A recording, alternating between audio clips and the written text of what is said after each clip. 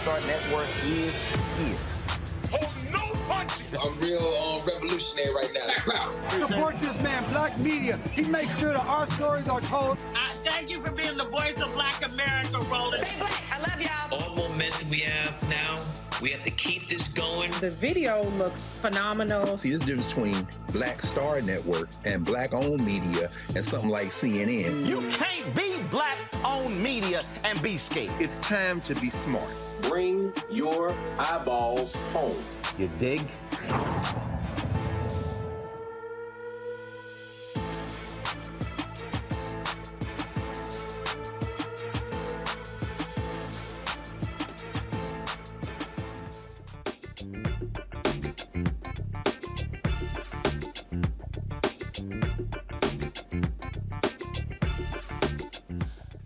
Today is Wednesday, October 26, 2022. Coming up on Roland Martin Unfiltered, streaming live on the Black Star Network. Georgia's early voting continues to break records. And speaking of Georgia, longtime Sheriff Victor Hill finally found guilty of civil rights violations. We'll tell you what happened in a courtroom there. Also in Georgia, another woman says Herschel Walker pressured her to have an abortion in 1993. And she has tapes. Her attorney, Gloria Allred, laid it all out during today's news conference. We'll show you some of that. North Carolina sheriff caught on audio making racist comments about his black employees has resigned during a court proceeding to determine if he should remain in office. But he's on the upcoming ballot to be elected again. Supreme Court Justice Samuel Alito explains how leaking the Dobbs brief puts targets on the back of the conservative justices. Or it could be ignoring the will of the people. A Minnesota man awarded by the police for his heroics used his acceptance speech to tell law enforcement how he really feels about them. And I'll break down Kanye, or whatever he calls himself these days, getting canceled for anti-Semitic comments. And you got black people who are saying, well, what about anti-black comments? Well, it could be because black people offered him excuses. It's time to bring the funk. I'm Roland Martin Unfiltered on the Black Star Network. Let's go. He's got it. Whatever the miss, he's on it. Whatever it is, he's got the scoop, the fact, the find. And when it breaks, he's right on time and it's rolling. Best believe he's knowing. Putting it down from sports to news to politics. With entertainment just for kicks, he's rolling. It's on go, roll, y'all. It's Roland Martin, Rolling with Roland now. He's funky, he's fresh, he's real, the best, you know he's Roland Martin now.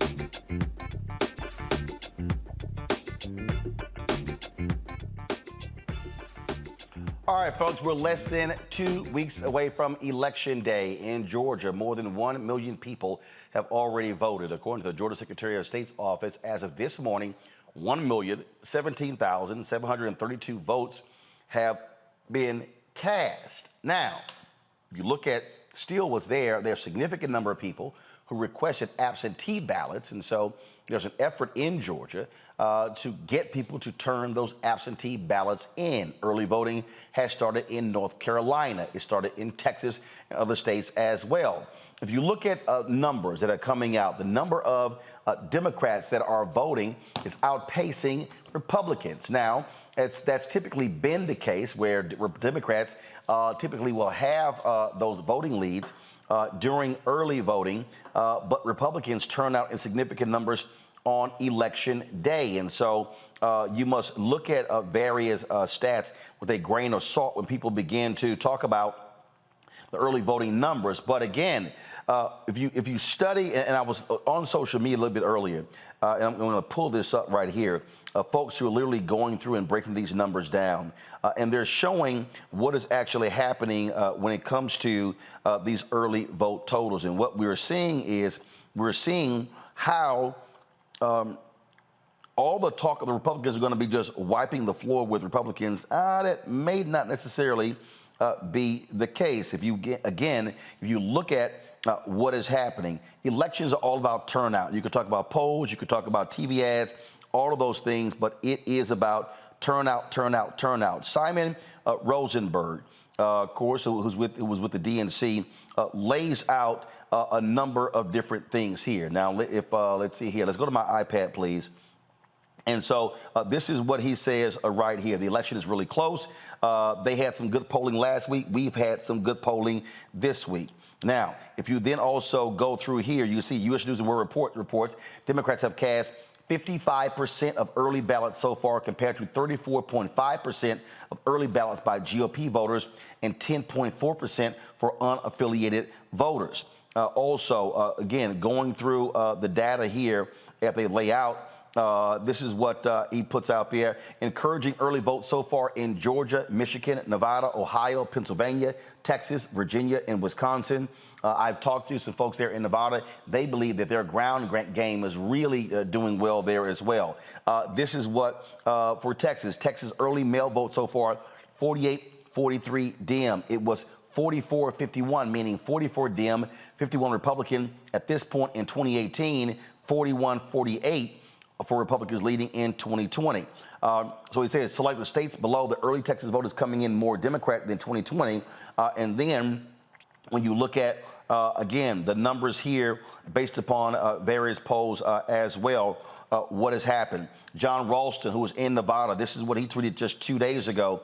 He says, this is a large batch of mail ballots, and Dems are crushing Republicans in Clark County almost 2-1, very similar to what happened in 2020. Early voting has slight edge to GOP, and then Dems obliterate the lead. These are significant numbers after 2 days. And so, again, the numbers that they're talking about are right here. A total of 39,584 ballots. Democrats returned 19,265 of those, Republicans at 10,199. That is crucial, folks, to understand what has to happen if Democrats are to withstand what many have been calling is supposed to be a red wave across this country. Republicans are really looking at what may happen. They think that they can sweep the board, but again, it comes down to turnout. Robert Portillo, Executive Director, Rainbow Push Coalition, Peachtree Street Project, Matt Manning, Civil Rights Attorney, Joe Richardson, Civil Rights Attorney. Glad to have all three of you here. I'll start with you, Robert. Again, turnout, turnout, turnout, ground game, ground game, ground game. We can talk about ads. We can talk about social media. We can talk about what goes viral. At the end of the day, you've got to turn your people out. And again, Republicans, a lot of them have been crowing as of late, saying, hey, they're going to be sweeping. I don't. You probably follow Eric Erickson. They're in Georgia, a right-wing Republican. He's been saying, he thinks. First, I don't know where he's coming from, but he thinks actually Herschel Walker could win Georgia without a runoff. He thinks that Oz can beat Fetterman, and the same thing. He's touting how Republicans can win a lot of these key races. But the bottom line is this here. Democrats have been focused on their core voters and getting them to the polls to vote early. You're absolutely correct. And I think particularly when you look at a state like Georgia and some of the organizations we have on the ground here, this is kind of a blueprint of how you turn a red state into a swing state and then into a blue state. If you're talking about Rainbow Push, you're talking about Gerald Griggs at NAACP, Latasha Brown at Black Voters Matter. If you're talking about INSAE over at New Georgia Project, Fair Fight, Barbara Arnline and Daryl Jones at Transformative Justice Coalition, you have so many groups that are on the ground that have been on the ground for 2+ years here since before Senate Bill 202 was even passed, organizing people, getting together your 159 county strategy to ensure people are turning out to vote. That's how you organize, and it has to be done on a grassroots level. You cannot depend on the national parties to do it for you. They spend their money on advertising, they spend their money on high-level organizing and those sorts of things. But when it comes to getting that little old lady down in Montezuma County, Georgia, to the polls and making sure everybody from a congregation does so, it takes a ground game to do so, and that's where Democrats normally excel. You very rarely see Republicans do a get out the vote campaign. You very rarely see them do voter education and voter registration drives. They spend their money on fear tactics and on kind of conspiracy theories and these big rallies instead of spending on a ground game. I think that's what's going to pull through at the end of this election. You know, the thing here, Matt, again, that I keep telling folks, look, don't sit here and just watch these things every day. It will drive you crazy. individuals should be calling every friend they have in their state, every fraternity brother, sorority sister, church member, are you voting? And if not, ask them why. Challenge them on that, and then say, hey, vote early. If you want to wait till election day, do you need to ride to the polls? Do you have an election day plan? That's at the end of the day, that's how we save democracy. Absolutely. I mean, right now, looking at this data, we need to have cautious optimism, very cautious optimism. And it's funny that we're having this conversation today, because I had a conversation with a local politician here who's an incumbent who is extremely concerned about what our primary numbers looked like months ago and what the numbers look like now. And that person's a Democrat. And I say that to say, you know, the early voting numbers we're cautiously optimistic about them, but I don't think at all any of the things that you said we need to issue. I think you're 100% right. And that was the genesis of my conversation with that person today. We need to call everybody. We need to make sure everybody has a plan. We need to make sure everybody understands why we have to go vote, because what Democrats in particular are running against is extremism that's out at the furthest reaches that it's ever been out at, and that people are galvanizing behind for racist reasons and other, self-protective reasons, right? So that means that we have to make sure that our efforts are strong and that our efforts are galvanizing to our people to get out and vote. So I think you're right about that, and I think we need to make sure we don't rest on our hands thinking that this trend of early voting going to Dems is going to carry the day for us, because it will not. And again, it has to be a constant push, Joe. That is every single day, every single moment, not sitting here going, oh, things look good today. Look, stuff could change in 2 or 3 days. And so, look, if you're Democrats, you should be looking at building up a massive, massive, massive lead before Election Day. That's what their focus has to be. No doubt about it. We've got to turn out as many numbers as possible, and the early bird gets the worm, as it were, or at least has an opportunity to get it. Nationally, I would say that the elections look better than we thought that they did 2-3 months ago. But even then, more recently, they keep going back to say, oh, well, it's the economy stupid and Republicans are going to have a great sweep or whatever else. The problem becomes when we accept that as a suggestion and we make that a reason for us not to go vote or not to push the urgency of other people voting. One person to one person. So many times we've got so many, things. We could go back to Kennedy's race and how few votes he won by, or how few votes Andrew Gillum lost by 4 years ago. Every vote counts, and I know it even with people that I care about. Sometimes we have these discussions, and some of us feel that votes count, and some of us aren't so sure. And we're dealing with our lives, and we're dealing with putting gas in our cars, and et cetera. And sometimes it's hard to see around the corner and to make sure we understand and convey that there is a connection, enough of a connection that we need to go out of our way, make sure we vote. And if I need to guilt you and remind you of how many people died in order for you to vote, how many people suffered, go see the movie Till, which is opening on Friday, that talks about voting rights and the things that were going on in the South and how in so many ways we're still there. And so that urgency is really important to build up as many votes as we possibly can, because Republicans tend to do well on Election Day. So we've got to turn out as many votes as we possibly can. Hey, listen, take more than one shot at the dome. Make sure we don't have problems with our votes getting in, because that's going to be a battleground if the game is really, really close. And so really treat it with the urgency that it deserves from person to person. Use all our community resources, our churches, our community centers, everybody that will listen and that has a voice. We need to let folks know, people we have influence with, vote and vote now. Indeed. Folks, got to go to break. We come back. Another woman is accusing Herschel Walker of forcing her to get an abortion. She spoke today along with her attorney, Gloria Allred. We will show you what took place.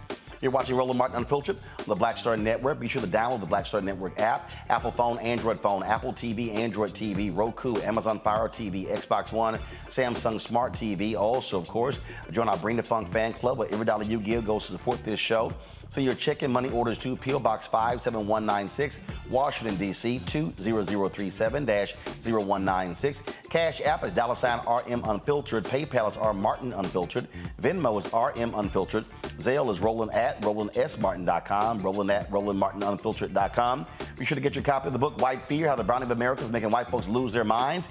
You can order it through Ben Bella Books, Amazon, Barnes & Noble, IndieBound, Bookshop, Chapters, Books A Million, Target. You can also, of course, order through your favorite black bookstore and download it through Audible. And folks, if you're watching on YouTube or Facebook or Twitch, be sure to hit the like button, y'all. Hit the like button and the share button.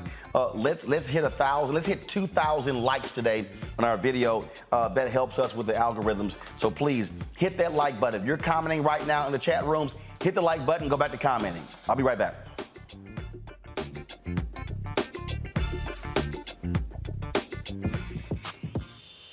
When we invest in ourselves, our glow, our vision, our vibe, we all shine. Together, we are black beyond measure. This is our time, our moment to move forward, beyond the gun violence, the hospital closures, the unaffordable housing. Brian Kemp's Georgia for the wealthiest few. Stacey Abrams is looking out for every Georgian. She'll invest our $6 billion surplus in the fundamentals, education, healthcare, housing, and a good living, putting more money in your pocket to build one Georgia where everyone has the freedom to thrive. When we invest in ourselves, we all shine. Together, we are black beyond measure. You know what's on the ballot. It's not just legislation and policies we believe in. It's democracy. Our democracy.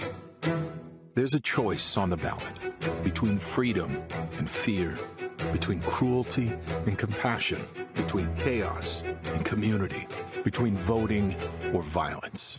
And the end of rights generations have fought for. The extremists have a plan, a roadmap for a nation where your voice is silenced and your vote is a memory, where they count their votes and cast ours aside. That's why this year, this fight, this vote is so important. Register, engage, volunteer, fight back against the disinformation and despair, and most of all, vote, because your vote is all that stands between our future and theirs. Libraries empower the community with education. Liberia Economic Development Initiative, LEDI, is hosting the International Life Changers Awards and Liberia's bicentennial to celebrate LEDI building the country's first modern public library and technology center. Join event host Roland Martin. Our honorees, Reverend Dr. Jamal Bryant, Zernona Clayton, Thomas Dorch Jr., Dana Lupton, Dr. Tammy Graysteele, on October 29th at the CNN Center, Atlanta. There are no public libraries in Liberia, but together we can change that. Get tickets at ledinow.org. It's Kim Whitley. Yo, what's up? This your boy Ice Cube. Hey, yo, Peace World. What's going on? It's the Love King of R&B, Raheem Devon, and you're watching Roland Martin, Unfiltered.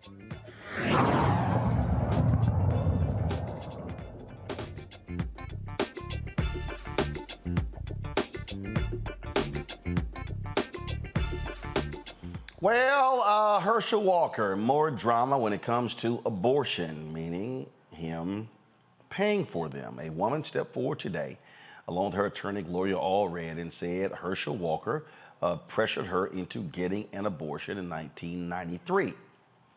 Allred held a news conference today alleging that not only did Walker pressure her to get the abortion, but drove the woman to the abortion clinic himself.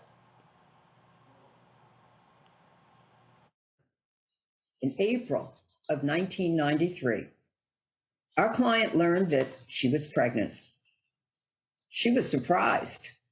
She had been on birth control throughout their entire relationship. When she told Mr. Walker that she was pregnant, he seemed shocked. She didn't know what to do. Mr. Walker clearly wanted her to have an abortion and convinced her to do so. Our client alleges that Mr. Walker gave her cash to pay for the abortion and that she went to a clinic in Dallas, Texas. However, while she was at the clinic, she became overwhelmed with emotion. She could not go through with it, and she left the clinic in tears. When Mr. Walker called that and pressured her to go back to the clinic with him the next day to go through with the abortion. The following day, Mr. Walker drove her to the clinic and waited in the parking lot for hours until the abortion was completed and she came out. Now, Allred exhibited several personal cards that she said that Walker sent the woman, signed with his unique signature, letter H. The woman said she had a romantic relationship with Walker while he was married from 1987 to 1993. Now, this is a statement that Herschel Walker released. I already told people this is a lie, and I'm not going to continue to carry a lie along. And I also want to let you know that I didn't kill JFK either. Okay, Matt, making light of the situation here with Herschel Walker. Now, look, a lot of Republicans have already made it clear they don't care. He could have paid for 25 abortions, and they're still going to stand with him.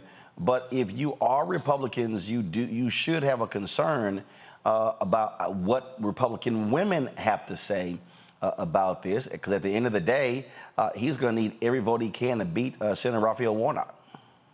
Yeah, I think you should have a concern about that. And I think you should have a concern about the people you want to vote for you and whether they can really trust in what you say you believe in today. I mean, the reality is Republicans around the country have been attacking abortion for longer than I've been alive. And they finally got it with the Roe v. Wade being overturned. And I think now, you know, if you're standing alongside that party saying that you're against abortion rights and, you know, the things we've heard Republicans say, then it's obviously patently dishonest to have that in your background and act as though you didn't, or to not speak to the fact that, you know, there are rights that people have that are being taken away from them. So I do think that Republicans should be concerned about Republican women. I think they should be concerned about anybody who's on the fence who says, well, I've heard y'all beating this abortion drum for the last year, and now, you know, your own candidates have these in their backgrounds that they're not only not speaking to, but they've been out, you know, trying to proselytize people against abortion as a right. So I think, you know, that hypocrisy may play against them, particularly looking at the data that's shown that, you know, the majority of Americans actually believe you should have the right. So I think it just goes to dishonesty, and I don't know how it'll have an effect, but particularly in a tight race, I think that's a problematic thing, especially where Republicans have made their whole bread and butter on trying to be the party that moralizes, right? Talks about how they're morally superior. And then in reality, you know, we see the dishonesty and hypocrisy. So I don't know how they triage that, but I would be concerned about it. I tell you what, Robert, the folks with the Good Liars, they pretty are hilarious. These comedy folks, they put this sign up. Look, this is what they put up. Welcome to the Herschel Walker rally. If you are here for Herschel's campaign speech, please form a line on the left. If Herschel got you pregnant and you are here to collect money for an abortion, please form a line to the right. Thank you. You know, I think Jimmy Kimmel had a great line last night where he said, when kids come to Herschel Walker's house for Halloween, he doesn't know if they want candy or child support. And it's just the reality of what this race is. And let's stop pretending at this point in time. Let's all just stop pretending that Republicans give a damn about any of this. Republicans give a damn about control of the Senate. Dana Loesch said she didn't care Herschel Walker aborted bald eagles. You saw that even after all these claims came out, that you saw Rick Scott and Tom Cotton and other Republicans circle the wagon around Herschel Walker. We have to admit to ourselves that the Republicans do not care about competence. They do not care about morals. They do not care about values. They do not care about family and Christianity and all those things. If they did, they would have nominated Calvin King instead of Herschel Walker. He just wanted a black guy to run who was also in that primary. They care about power. It's been well known in this state of Georgia for 20 plus years that Herschel Walker held a gun to his ex-wife's head. Did not matter at all. They held a razor blade to a woman's neck and threatened to kill her. Did not matter at all. That he took a pregnant woman and threw her down a flight of stairs. No one gave a damn about that. That he stalked a cheerleader in 1986, stalked another woman in 2002, stalked another woman in 2012, and had to have restraining orders taken out against him. Didn't care. He has 12 different personalities that he calls alters. They don't care. So I don't know why we keep playing this game as if there's something new that's going to be so shocking that they care about, that there's going to be something that shocks their conscience where they say, this is a bridge too far. This is against our manifest weight of our history. We shall never do this again. They don't give a damn. So what it comes down to at this point in time is motivating and bringing out the base to ensure that he does not win, because at the end of the day, there's no Herschel Walker information that can come out that will make Republicans turn against him. So what you have to concentrate on doing is making sure that people support you, turn out, and get out in record numbers. This is, Joe, when Herschel had a rally, the Good Liars comedian made their way to the stage, and they had a present or some gifts for Herschel Walker. Watch this here. Herschel, yes, sir. I got you some condoms. Yes, hey, if you wear the condoms, what we're gonna do is you won't get the girls. You won't get the girls pregnant. And you won't have to pay for the abortions. Here, take them. Take them. Take the condoms. What? The condoms for him. I thought he'd want the condoms. We just hand him one of them because he's had to pay for the abortions. Here, just put it in his pocket. Herschel, yes, sir. I got you some condoms. Yes, hey, if you wear the condoms, what we're gonna do? Right there, Joe. Go ahead. Get the girls pregnant. Well, it was all fun and games, but at the end of the day, we got to beat this guy at the polls. One of the things that is good news in Georgia is that this is not the possible dream. In 2018, where thus far the turnout started out a little lower, even though it was very good in terms of early voting, we put two seemingly unlikely, relatively unlikely folks in a red state, a reddish, very, very red state. We benefited from having some bad candidates. But that being said, the turnout was huge and it was really, really important. And the other thing that they did, Georgia, the reason why it has that runoff is because, voter turnout tends to fizzle if someone doesn't win on the first ballot or on the second ballot of the general election ballot, and they still lost. And so what we have to know is that, Herschel Walker, to the point that was just made, is still going to have the support of Republicans all around. And so you really have to turn out your base. Hopefully there are a few women out there that are appalled enough by what's going on to switch their votes or to not vote for Republicans or be less enthusiastic. But you can't count on that because, among other things, women, particularly white women, turned out for Donald Trump, regardless of what he said and done, and turned on Hillary, where if a man with those qualifications as Hillary had and perhaps the edges, a little less popular, would still have beaten Trump by a landslide. And it surprised everybody, including Trump. So we have to make sure that we turn out folks here. It's all fun and games again, but the idea that we're talking about Herschel Walker at all as a potential candidate, if you'd heard him talk for 5 minutes, is extremely dangerous for Georgia, is extremely dangerous for this country, and we cannot take any chances. And just kind of piggybacking on that point about the white women vote, we spent almost the entire month of September in this weird culture war in Georgia about, well, why aren't black men voting for voting, or why aren't they polling the same number as other people? Black men are supporting the Democratic Party 88% in the polls. If you look at the polls, Herschel Walker is still getting close to 60% of the white women vote. Let's ask those allies, those people who wear the I'm with her shirt to go into the polls and vote for Donald Trump, the ones who wear their pink hat on the parade and then go home and still vote for Herschel Walker and still vote for people on that side of the aisle. Those are the folks that we need to be having this culture war with, because when it comes down, as Bill Burr said, to affirmative action programs, governmental contracting, diversity programs, white women hop right in that line and get to the front of it. But when it gets back to election time, they go right back to those same law and order, fear tactics, the same MAGA hat conspiracy theories that is endemic on that side of the aisle. So let's make sure that we're putting the blame where it's needed, and we make sure that the culture war conversation we're having are directed in the right place. Instead of trying to split black men and black women apart electorally, let's make sure that the white women are carrying their water when it comes to these elections also. Oh, absolutely. And it is, again, folks, at the end of the day, it boils down to turnout. I do want to ask you all about last night's debate in Pennsylvania with Mehmet Oz and Lieutenant Governor John Fetterman. There were a lot of people that were highly critical of Fetterman for his performance. They said that he clearly was not well enough to debate. But then you have folks who are experts say, look, what he exhibited were examples of what happened when someone suffers a stroke, but it doesn't mean that they still cannot perform at a high level. Matt, Joe, I'll start with you. Do you believe that it was a mistake by the Fetterman campaign to allow him to debate last night? Or does this also, frankly, redefine how we have a conversation about people who have suffered from an illness and whether or not they can still work? I think that the discussion on B is really on alternative option B is really, really important. And this is a difficult thing.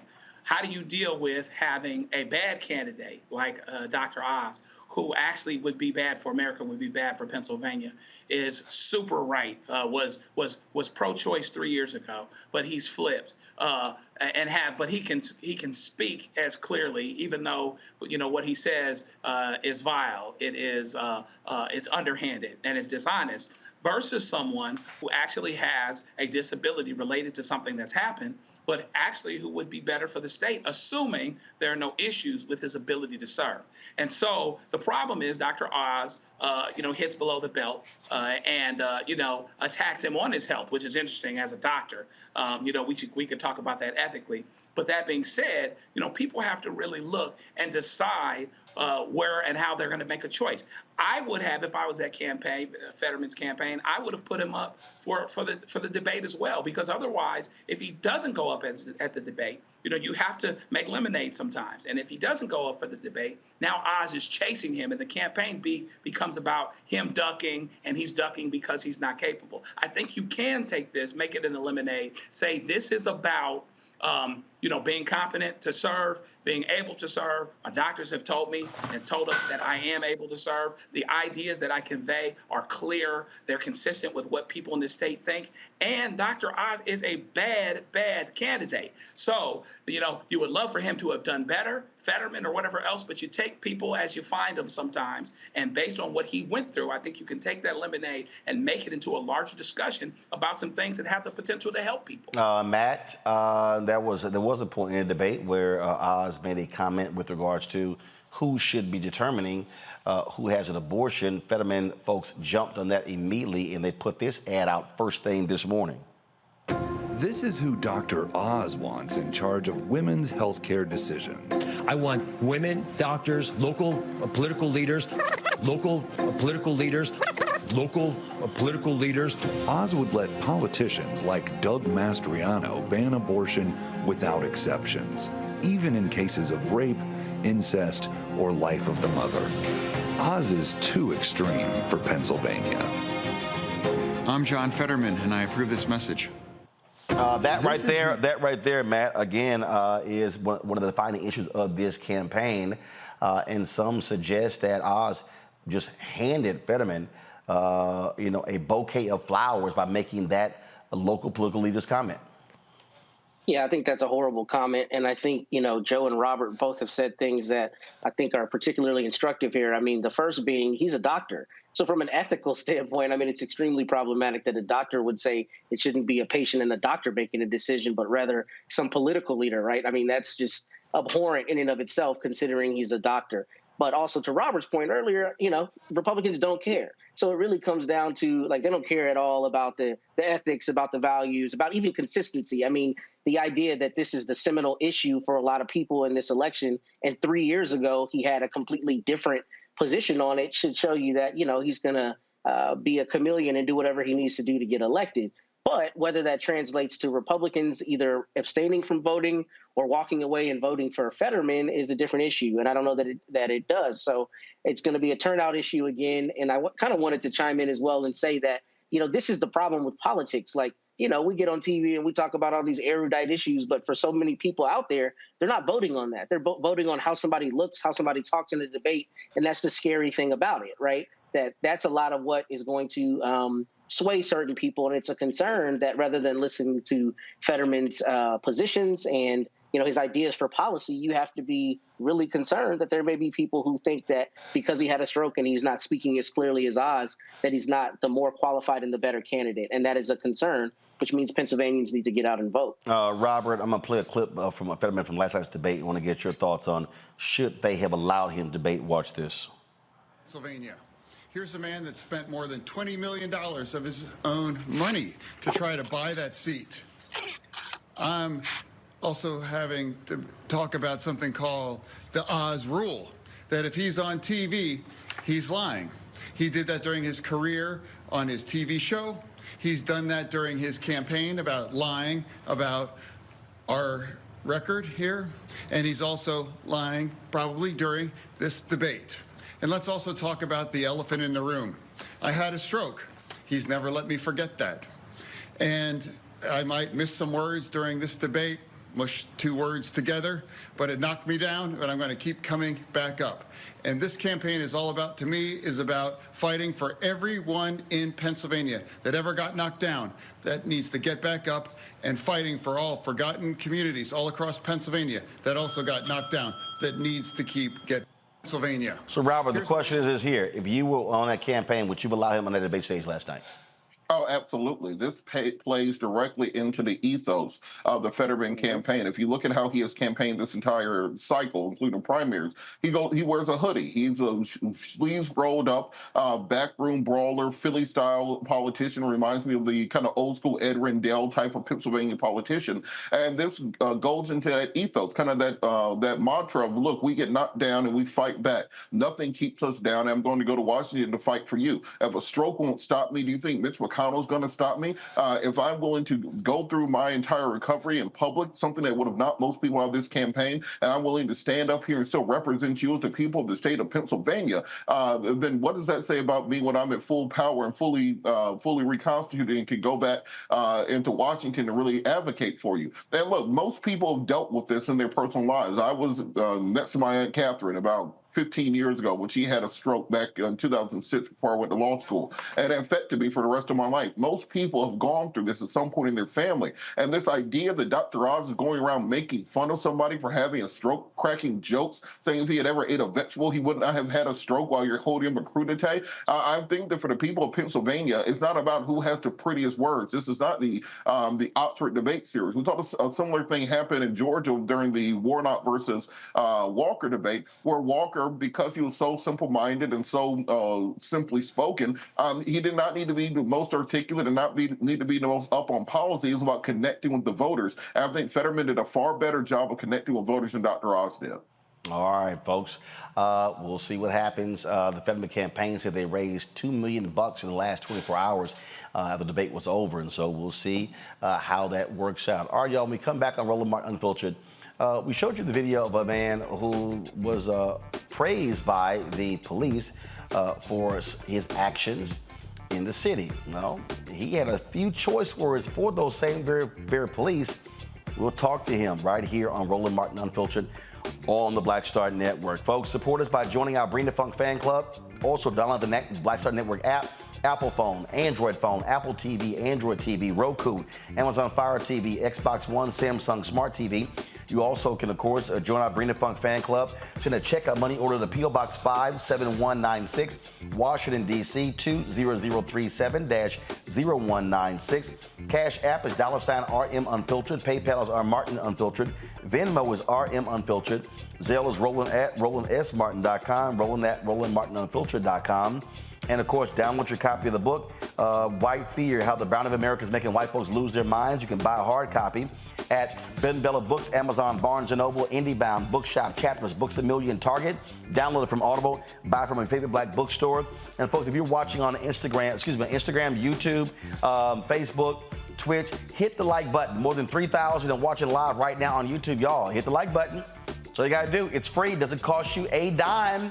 So please, when we come back from this break, we should easily be at 1,500 likes right there on our YouTube channel. We'll be right back. When we invest in ourselves, we all shine. Together, we are black beyond measure. This is our time. Our moment to move forward, beyond the gun violence, the hospital closures, the unaffordable housing. Brian Kemp's Georgia for the wealthiest few. Stacey Abrams is looking out for every Georgian. She'll invest our $6 billion surplus in the fundamentals, education, healthcare, housing, and a good living, putting more money in your pocket to build one Georgia where everyone has the freedom to thrive. When we invest in ourselves, our glow, our vision, our vibe, we all shine. Together, we are black beyond measure. I am on screen, and I am representing what a black man is to the entire world that's gonna see this. And this might be the only black man, a representation of a black man that they see. Right. So I am responsible. Right. For how they see black men. And it's my responsibility to, if I am not playing an upstanding, honorable, someone with a strong principle and moral core, to make sure that this character is so specific, right, that it is him, not black men. And I wish that more actors would realize how important their position is as an actor of color, playing people of color on screen. Because there are people that see us all over the world in these different images that we portray.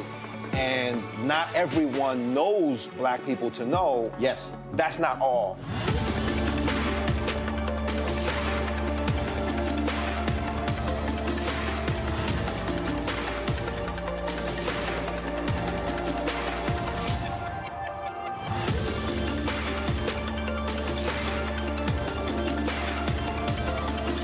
Libraries empower the community with education. Liberia Economic Development Initiative, LEDI, is hosting the International Life Changers Awards and Liberia's bicentennial to celebrate LEDI building the country's first modern public library and technology center. Join event host Roland Martin. Our honorees, Reverend Dr. Jamal Bryant, Zernona Clayton, Thomas Dorch Jr., Dana Lupton, Dr. Tammy Graysteele, on October 29th at the CNN Center, Atlanta. There are no public libraries in Liberia, but together we can change that. Get tickets at ledinow.org. This is Deala Riddle. What's up, y'all? I'm Will Packer. I'm Chrisette Michelle. Hi, I'm Chaley Rose, and you're watching Roland Martin Unfiltered.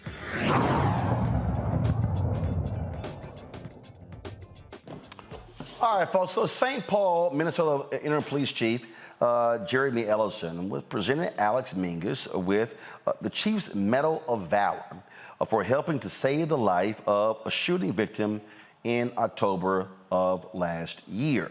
Mingus didn't give an ordinary acceptance speech.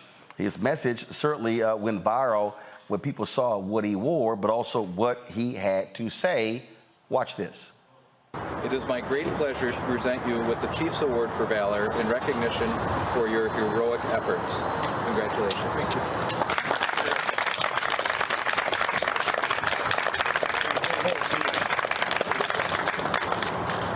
Congratulations. I'd like to give you an opportunity to say a few words. Yeah. I appreciate it.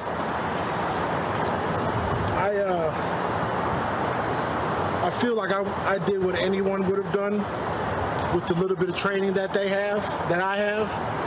I'm a certified firearms instructor. I work in this high school in Minneapolis. I'm a dad and a husband and a wonderful community member. That day, 9 of your squad cars raced past us as I was flagging them down. It said in the letter you sent me. And that was a potential of 18 people. 18 people could have stopped to help preserve life. But 18 people chose to go to a potential threat. And I recognized the man had a pistol and we didn't know what he was doing. I do appreciate the recognition, but I won't keep this stuff. This will go to my mom, and this will probably go to my son, because I'm very uncomfortable being here with you guys. I do not rock with the police, but I appreciate you giving me the opportunity to say these things, and I just want folks to know that they don't keep us safe. We keep us safe.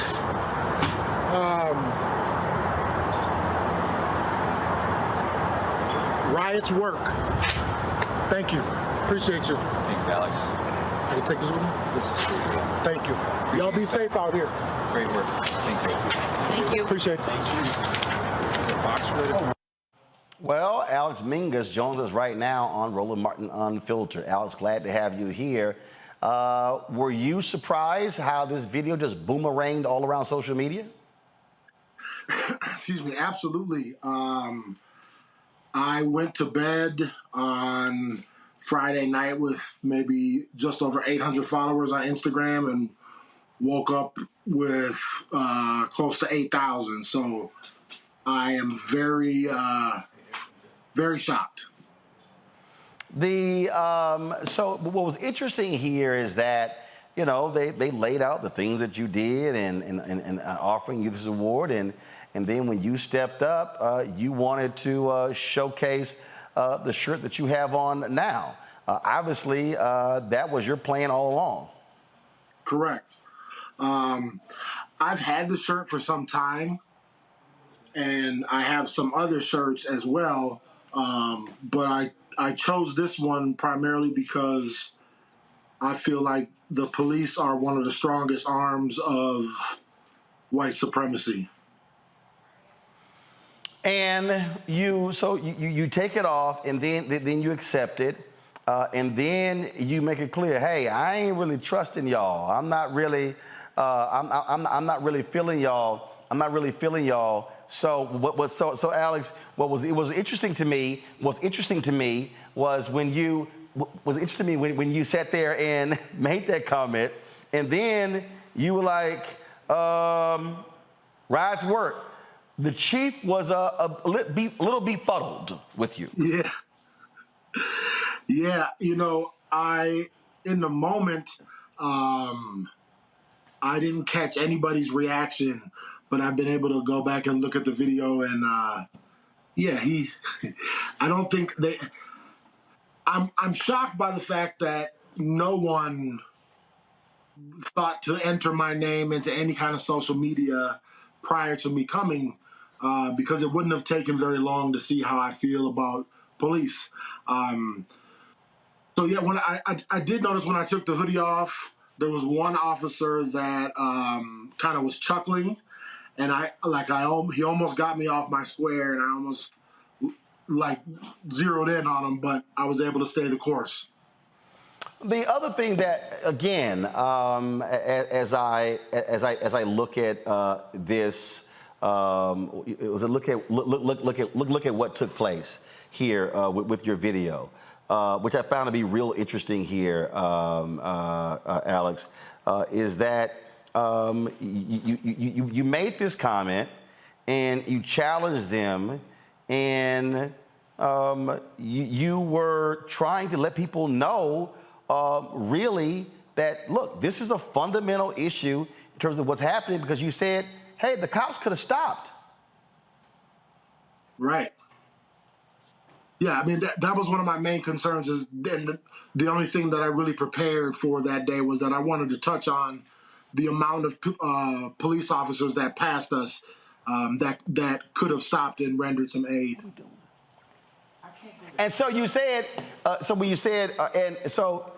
you counted the cars. You counted the cars going by. And so here they're honoring you, but that's actually their job, to protect and serve. That's correct. That's what I thought. That's crazy. Questions from our panelists. I'll start with you, Matt Manning. Yeah, so Alex, thanks for joining us, man, and thanks for keeping it 100 in that situation.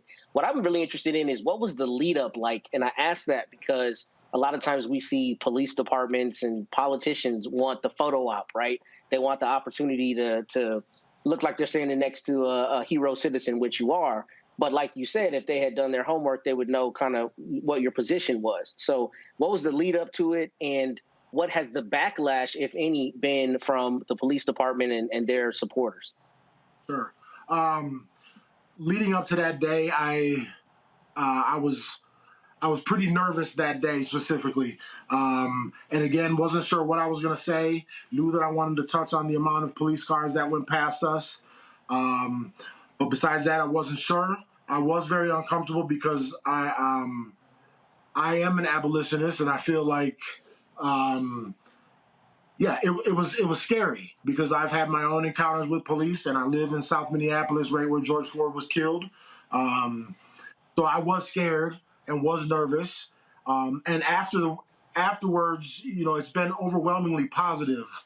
And thus far, any negativity that anybody's been commenting has been dealt with by the people in the comments, and I'm really not engaging in any negativity. Robert. So has there been any follow-up from the police department with regards to kind of your comments? Have they enacted any measures to help break down this white supremacist system? Have they talked to you about community policing? Have they discussed any ways that you can work together to try to bridge this gap where we can have actual policing that protects the community, but also respects the human and civil rights of African Americans? No. A firm no. I haven't heard anything. And with that, if police are listening right now, what suggestions would you make to them to kind of bring the things that you're fighting for closer to what they're supposed to be working towards? So how I see defunding the police happening is not a guillotine drop and no more police, but more of a incremental redistribution of funds over time from the police and putting it on the front end, to me, which would be like prenatal care, early childhood development, after-school programs, summer programs, jobs for teens, giving kids the opportunity to fully develop their brains, and so they're not living in a constant state of fight or flight. And that way, by the time they're teenagers, we will have more emotionally stable people running around, and we would need less police. Also, if we want to do away with crime, we should do away with poverty. A lot of the crimes that are happening in our inner city neighborhoods is predominantly driven by poverty. All right, Joe. First of all, I appreciate you, Alex, holding it down in my wife's hometown. I wonder what the conversations have been like. I mean, you've been in the belly of the beast. You're right next door to what happened with Daunte Wright and George Floyd, and I'm sure that there were conversations arising out of that time.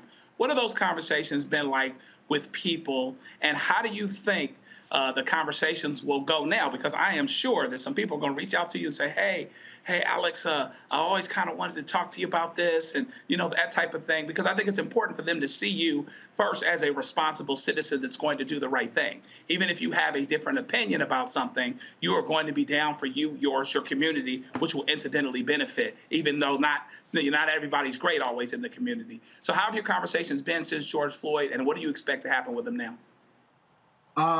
I've seen a lot more legitimate community building, a lot more people being outside of their houses, engaging with their neighbors, because during the uprising, that's what kept us safe, was engaging with the people who live right by you, knowing who your neighbors were, and communicating with them when there was something that we seen that was off. Also, there's been a huge uptick in training, whether that be around firearms or like street medic things. And so I think it's the conversations have been, there's multiple parts, right? But we've had the conversations of peer abolition and how do we end up with police not policing us. But then there's been the more like, all right, well, while we're here, how can we better prepare ourselves so that 911 isn't our only option? And those are some of the things that have come out of the uprising. Most likely had already been happening underground, but have been more mainstream now. And I think those will be the kind of conversations that will need to be continued. Giving people the knowledge of firearm safety and responsible firearms usage, some medic training, to be able to deal with small scale things on our own, and continue community building so that we can continue to keep us safe, and we can help people understand that police aren't our lifeline. All right. Alex Minkus, we certainly appreciate it, man. Thank you so very much. Again, it was powerful for you to wear the shirt, to say what you had to say, and using that opportunity to speak your truth. And we certainly appreciate you joining us. Thanks a lot. I appreciate y'all having me. Thank you. All right, take care. All right, folks, when we come back, our Black and Missing. We'll also tell you about two disgraced sheriffs. One white sheriff in North Carolina, he has resigned for making racial comments. Then a black sheriff in Georgia found guilty of violating the civil rights of inmates. We'll tell you about both of those when we come back on Roland Martin Unfiltered on the Black Star Network. Please download the Black Star Network app, Apple phone, Android phone, Apple TV, Android TV, Roku, Amazon Fire TV, Xbox One, Samsung Smart TV. You can also, of course, join our Bring the Funk fan club. Your dollars make it possible for us to be able to cover the stories all across the country. We have to generate $100,000 each month, October, November, December. And so that's 2,000 people contributing on average $50 each, which is $4.19 a month, 13 cents a day. You can, of course, check a money order. Go to P.O. Box 57196, Washington, D.C. 20037-0196. Cash App is $RM Unfiltered. PayPal is R Martin Unfiltered. Venmo is RM Unfiltered. Zelle is Roland at RolandSMartin.com. Roland at RolandMartinUnfiltered.com. And get your copy of my book, White Fear: How the Browning of America is Making White Folks Lose Their Minds. Available in all bookstores: Amazon, Barnes & Noble, Ben Bella Books, IndieBound, Bookshop, Chapters, Books A Million, Target. You can also download a copy from Audible. We'll be right back. When we invest in ourselves, we all shine. Together, we are Black beyond measure. This is our time. Our moment to move forward. Beyond the gun violence, the hospital closures, the unaffordable housing. Brian Kemp's Georgia for the wealthiest few. Stacey Abrams is looking out for every Georgian. She'll invest our $6 billion surplus in the fundamentals: education, healthcare, housing, and a good living. Putting more money in your pocket to build one Georgia where everyone has the freedom to thrive. When we invest in ourselves, our glow, our vision, our vibe, we all shine. Together, we are Black beyond measure. It's about us. Everybody out together. We are in sunny South Dallas. The election is coming up. It's super important that folks know who they are voting for, but more importantly, what they are voting for. Y'all, we got the free shirts and free lunch right over here. Freedom is our birthright. No matter what we're up against, we're sending a message in Dallas and Texas and in this country. We won't back down. That's what this bus tour is all about. The housing cost is one of the most capitalized areas that we have found. People who are marginalized, that are brown and black, we are suffering the most, and I think that we have the biggest vote and the biggest impact in this election. I'm voting for affordable housing, for sure. We should not be paying the cost of a utility failure because our elected officials are too proud to say, we need help. I know that we can bring out our people to vote. It's a part of our birthright. Right. It's a part of our heritage, and surely it's a part of our present and part of our future. That's right. That's what's up. And we won't black down. Forward that message to 5 friends, because in that message, it's got links to how to get registered, how to check your registration status. Like I said, 2:30 we'll start rendezvousing right here on this street. I am voting to let our voice be heard in the rural communities that, hey, we are people too. There are things that we need. Free shirts, free food, and lots of power. We are in Longview, Texas, where Black voters matter, 365. Whatever type of oppression a white supremacist throws our way, we will not black down. We are in relentless pursuit of liberation of our people. Freedom is liberation for black bodies and black communities to make economic change through political power. Freedom is choice. We won't black down. We won't black down. We won't black down. We won't black down. We won't black down. We won't black down. On the next Get Wealthy with me, Deborah Owens, America's Wealth Coach, Black women are starting businesses at the fastest rate than any other segment. However, finding the funding to build them is challenging. On our next Get Wealthy, we're going to talk with author Catherine Finney, who wrote the book, Build the Damn Thing. And she's going to be sharing exactly what we need to do to achieve success in spite of the odds. As an entrepreneur of color, it's first, building your personal advisory board. I think that's one of the things that's helped me the most. The personal advisory board are the people who are in the business of you personally, and want to see you succeed. That's right here on Get Wealthy, only on Black Star Network. Pull up a chair, take your seat at the Black Table with me, Dr. Greg Carr, here on the Black Star Network. Every week, we'll take a deeper dive into the world we're living in. Join the conversation only on the Black Star Network. My name is Charlie Wilson. Hi, I'm Sally Richardson Whitfield. And I'm Dodger Whitfield. Hey everybody, this is your man Fred Hammond, and you're watching Roland Martin, my man, Unfiltered.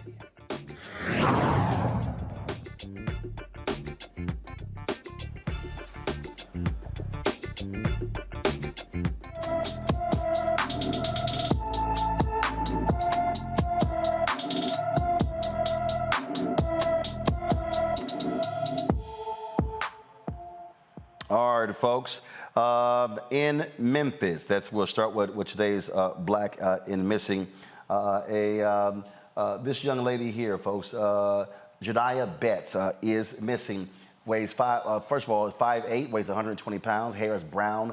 Eye colors are brown. Again, missing from Memphis, Tennessee. If you have any information with regards to this case, we want you to please call the Memphis Police Department. You know, we do this every single day because all too often these cases get no attention whatsoever. There are far too many of our young men and women who are missing. Again, if you have any information regarding this missing case, please call 901-636-4479, 901-636-4479. She's been missing since October 7th when she left her school and did not return home. She was last seen wearing a white polo shirt and black tights. White polo shirt and black tights. All right, folks, let's go to North Carolina, where a disgraced white sheriff has resigned after he was busted for making racist comments captured on audio. The phone call with former Sheriff Jody Green was released last week, where he was heard using racist remarks about black workers. He was the sheriff of Columbus County, North Carolina. And he resigned as the county's first Republican in front of a packed courtroom. He had been suspended from office since October 4th for allegations of misconduct in office, malicious arrest, intimidating county commissioners, and sexual harassment. He made a statement on social media. But first, let's play the audio. Play the audio of what he actually said that led to all of this drama? I've got the office numbers too. I mean, the first extension that Melvin Campbell or Louis Harris called her now, period. I'm sick of it now. Sick of these black bastards. Explain the house and be done with it, period. And we'll start from there. What are they trying to say? It's just shit all the time. But from 2 weeks ago, Melvin Campbell has called anybody, or anybody's called him, there you go. Back to Louis Harris. It's just Sabrina, whoever. They're gone. Just as fair as I can be. Just giving you heads up. That's coming. Me and Boyd and Nancy go to it tomorrow. The first numbers we see, they ain't gonna make it, brother. I'm telling you. They might as well come somewhere else to go. If you ain't with me, I ain't referring to you, but if they're not with me, they're against me. And they're gone. Now, folks, this is what the sheriff said, quote, "Due to my love for Columbus County and to spare my fellow citizens, along with my family and friends, the ordeal and spectacle of a lengthy trial, I resigned as sheriff of Columbus County for the term elected November 2018, effective this morning. The allegations in the state's petition and amended petition are not true. They were politically motivated. Weaponizing the courts to attack, smear, or ruin those we disagree with politically is wrong. Political disagreements should be settled by the voters. This has been a humbling experience. I'm sincerely sorry for the disrespectful and insensitive words that have offended my friends, colleagues, and fellow citizens. I ask for forgiveness, as it is written in James 4:6, God opposes the proud but gives grace to the humble. There are 2 weeks left before the election. Early voting is in progress, and there's a move afoot to usurp the votes of law-abiding citizens. I cannot afford to spend the next week fighting in a courtroom while we are in the middle of an election to preserve our freedom. I'm still running for sheriff of Columbus County in the November 8, 2022 election. I'm running to make Columbus County better and safer for all of our citizens. I humbly ask for your vote, support, and prayers. Thank you, Jody Green. Also pray for the ones who trespass against me." Talk about one arrogant son of a bitch, Matt.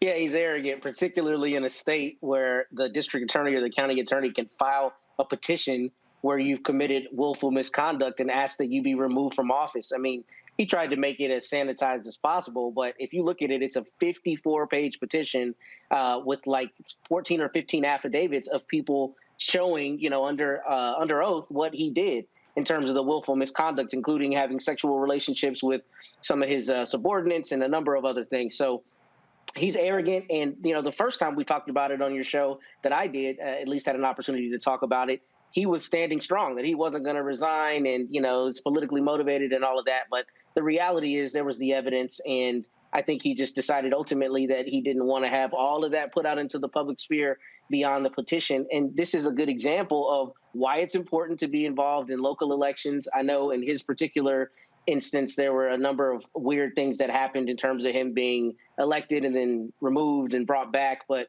in any event, it's important to know who is running these offices, because if people have positions like this, it's imperative that we make sure that on the next ballot, we don't allow a Jody Green in any jurisdiction to hold office. Well, I say this here, Joe, he's running for re-election. If he wins, pressure his ass to resign. Yeah, absolutely. Because what he's going to try to do is, kind of go out the front door and come in through the back. And if he gets the votes, he'll say, well, the people have decided. And so therefore, all is forgiven. But even when there's forgiveness, that doesn't mean that there's not punishment, that there's not ramifications, that there's not consequences. And this reminds everyone of a point that, that's too simple really to have to make. But racism is immoral. See, a lot of times people will uphold somebody that, goes to work every day and they work hard and they've done this community for the community and that for the community. But, they're racist, so they can look past that, particularly because the sentiment that they have is sometimes something that resonates with other people. Well, here you have a guy that's saying what he's saying about black folks, but then he had to the point that was just made. There's a 54-page petition about him and the stuff that he did, which means that they couldn't get it on 10 or 15 or 20 pages. He is running roughshod, getting with the ladies on duty, doing what he wants to do. And so he is immoral in a lot of ways, but he is, racist as well. And so therefore, what we hope is that this is enough to either keep him from winning or to not keep him from suffering the consequences of what it is that happened. It shouldn't be over with a 2-week hiatus where he goes out, doesn't fight in court, which is ultimately self-serving, so it's less embarrassing to him, but then he tries to come back in through the back door through being elected. People have to remember that, and to the point that was just made, that's why local elections are so important. Listen, top of the ballot, bottom of the ballot, and everything in between. Most of the time, your day-to-day life is going to be addressed when you have issues by people that are closer to you, the sheriff, the school board, the city council, the planning commission, et cetera. And so you really have to make sure you pay attention to that. I tell you what, Robert, he sure was running quickly to Jesus. I was literally just going to say that, for some reason, when it's time to write this resignation letter, he found his Bible. He was quoting scripture and all this stuff. Now, when he was clapping them cheeks with his subordinates, did he have his Bible with him then? Or was that left in the squad car? Now, when he was calling people black bastards, was the Bible in his pocket or was that back in the car? When he was transgressing, when he was violating civil rights, did he forget all of the New and Old Testament at that point in time? This is why people have stopped going to church in large part, because of the hypocrisy of these individuals. This is the MAGA mind virus run amok, where they simply think that regardless of what I've done, nothing applies to me. That anybody who's against me, it must be a conspiracy, and this is a weaponization of the DA's office, despite the fact that the same people who elected the DA elected you. And despite the fact that they have a 54-page indictment with witnesses and affidavits against you, this is all just a conspiracy. And I didn't do any of these things I've been accused of and that all the witnesses saw me doing. And this is just a broad conspiracy against me to steal the election.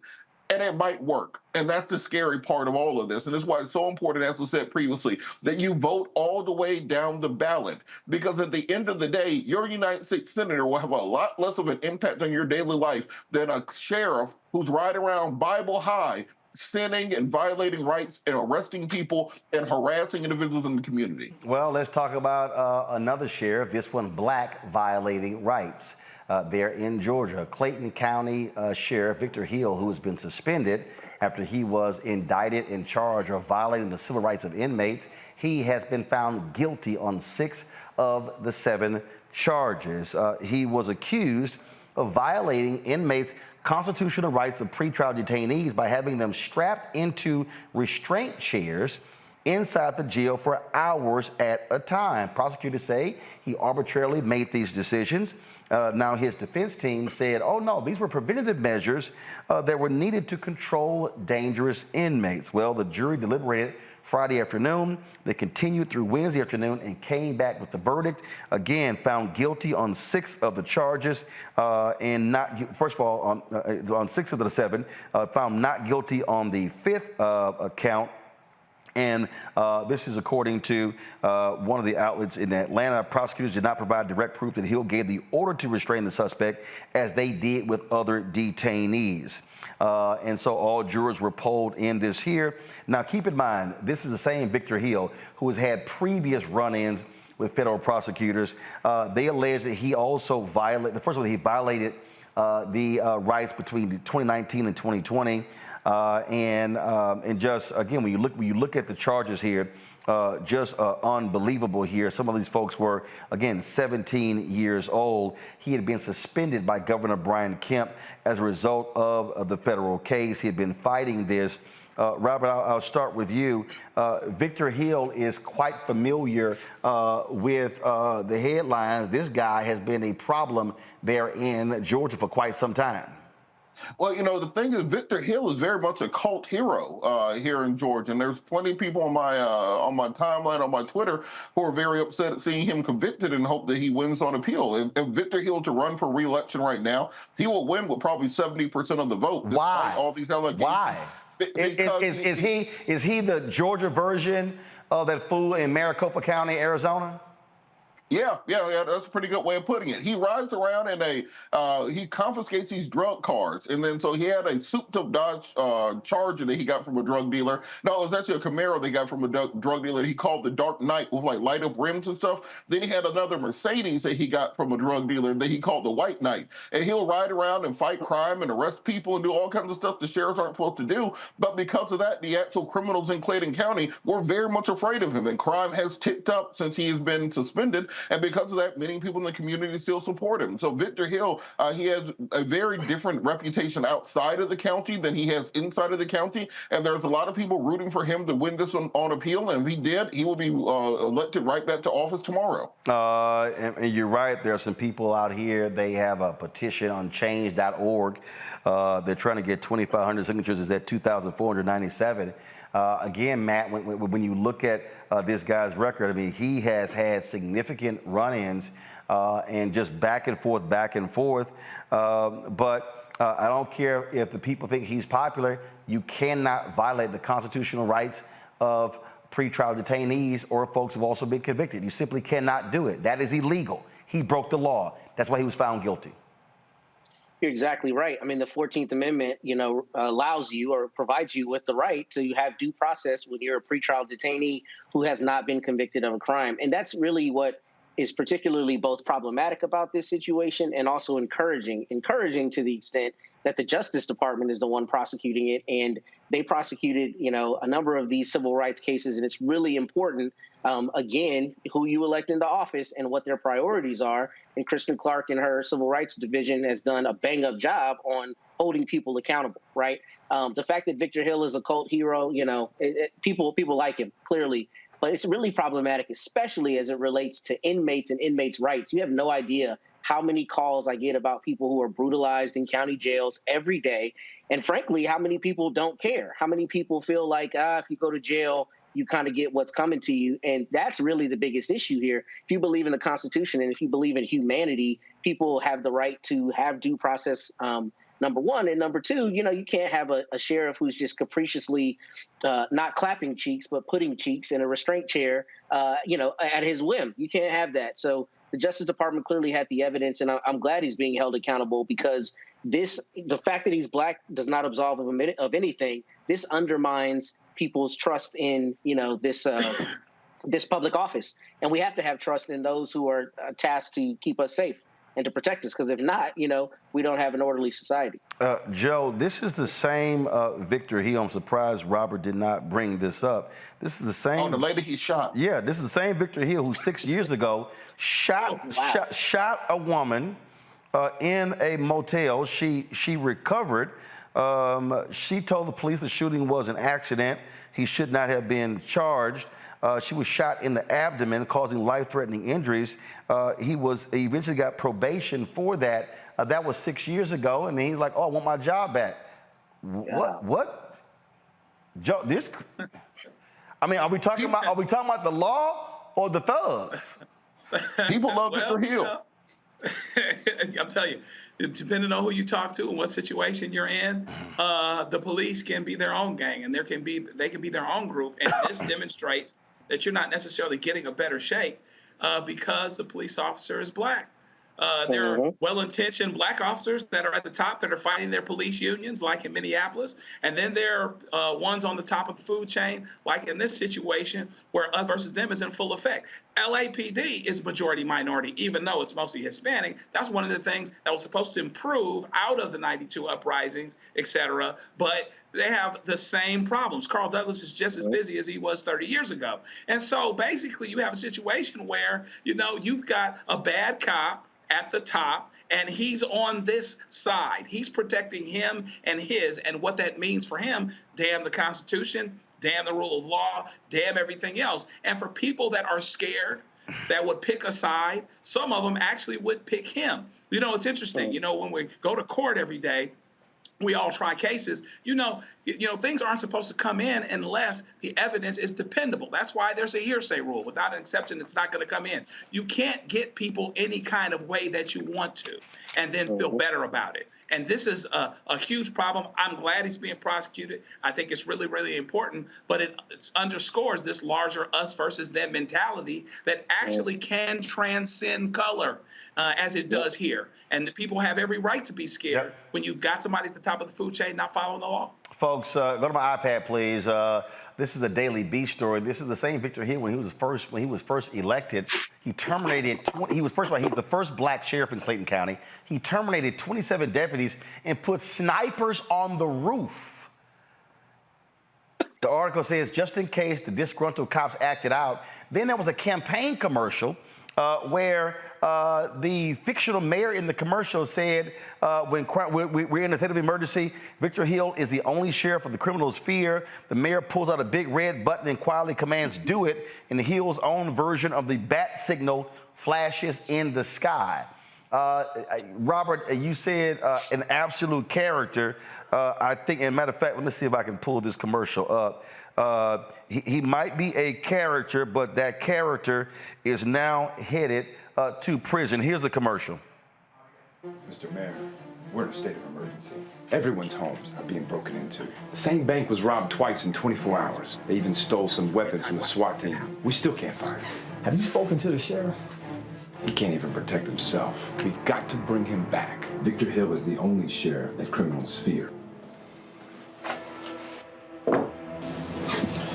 Do it. Bring back the crime fighter in July 2012. Re-elect Victor Hill sheriff.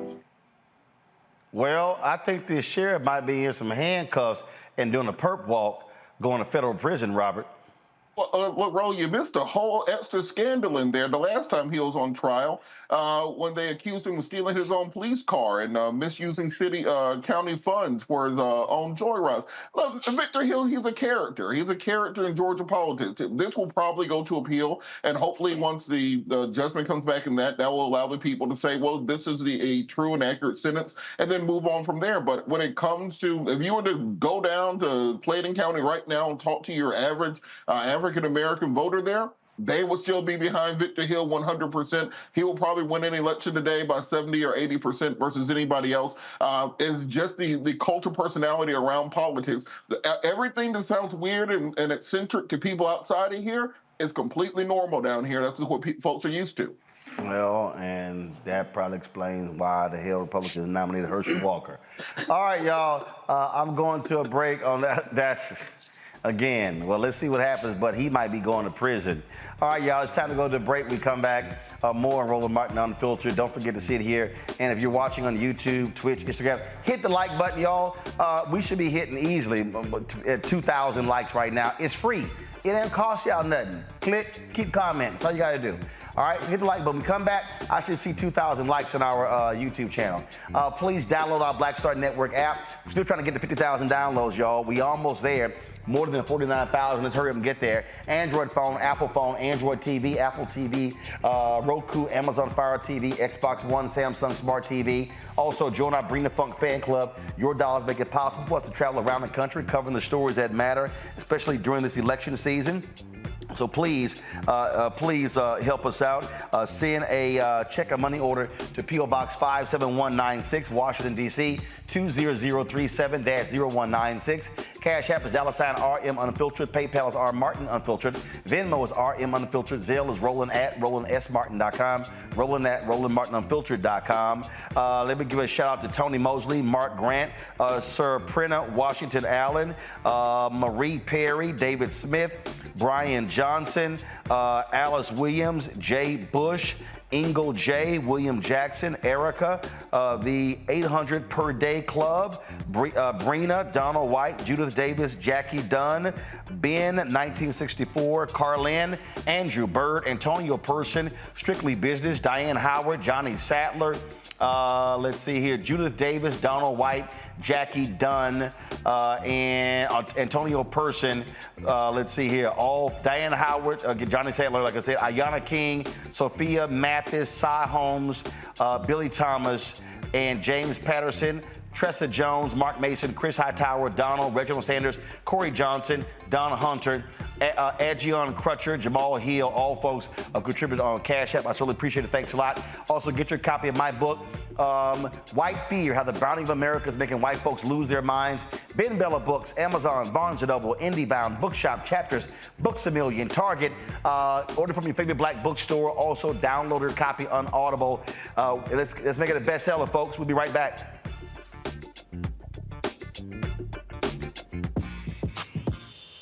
When we invest in ourselves, our glow, our vision, our vibe, we all shine. Together, we are black beyond measure. Hi, I'm Dr. Jackie Hood Martin, and I have a question for you. Ever feel as if your life is teetering and the weight and pressure of the world is consistently on your shoulders? Well, let me tell you, living a balanced life isn't easy. Join me each Tuesday on Black Star Network for A Balanced Life with Dr. Jackie.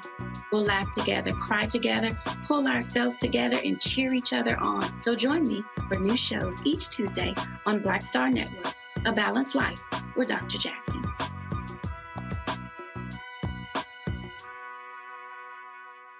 When we invest in ourselves, we all shine. Together, we are black beyond measure. You know what's on the ballot. It's not just legislation and policies we believe in. It's democracy.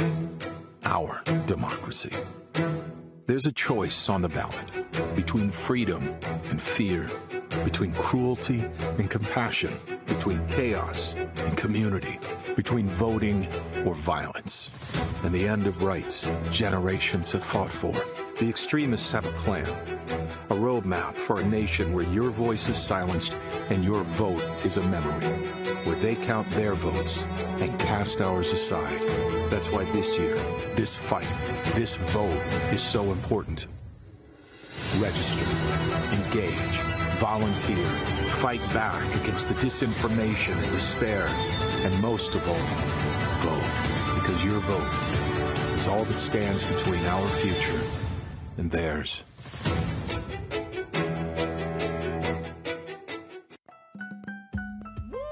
We're all impacted by the culture, whether we know it or not. From politics to music and entertainment, it's a huge part of our lives, and we're going to talk about it every day right here on The Culture with me, Faraji Muhammad, only on the Black Star Network.